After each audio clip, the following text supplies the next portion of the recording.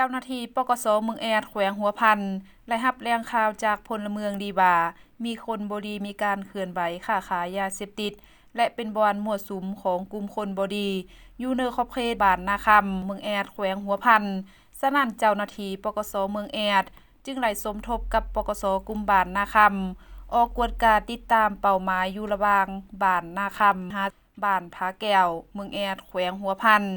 ฮอดเวลา 8 โมงของวันที่14 กันยายน 2022และเห็นผู้ต้องสงสัยสื่อท้าวเพ่งอายุ 35 ปีประชาชนอยู่บ้านนาคำเมืองแอดแขวงหัวพันขับขี่รถจักรมาแต่บ้านผาแก้วฉะนั้นเจ้าหน้าที่จึงได้ขออนุญาตกวดกาตามระเบียบการแล้วพบเห็นของกลางยาเสพติดประเภทยาบ้าจำนวน 16 เม็ดโทรศัพท์มือถือ 1 เครื่องเงินกีบธนาคาร 234,000 กีบเมื่อเวลา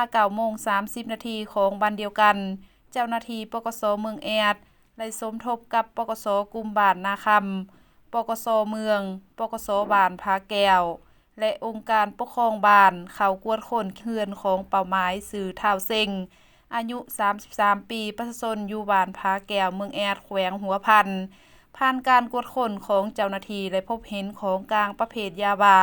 จำนวน 84 เม็ดพิน 2 ก่อนน้อย แกนพิน 5 กิโลกรัม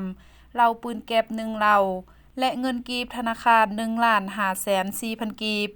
ผ่านการสืบสวนสอบสวนของเจ้าหน้าที่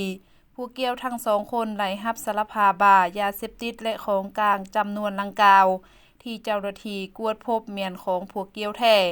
ฉะนั้นเจ้าหน้าที่ปกส.เมืองแอดจึงได้ยึดของกลางจำนวนดังกล่าว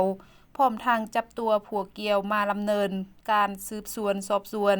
หากลุ่มแก๊งร่วมขบวนการเพื่อมาดำเนินคดีตามขั้นตอนของกฎหมาย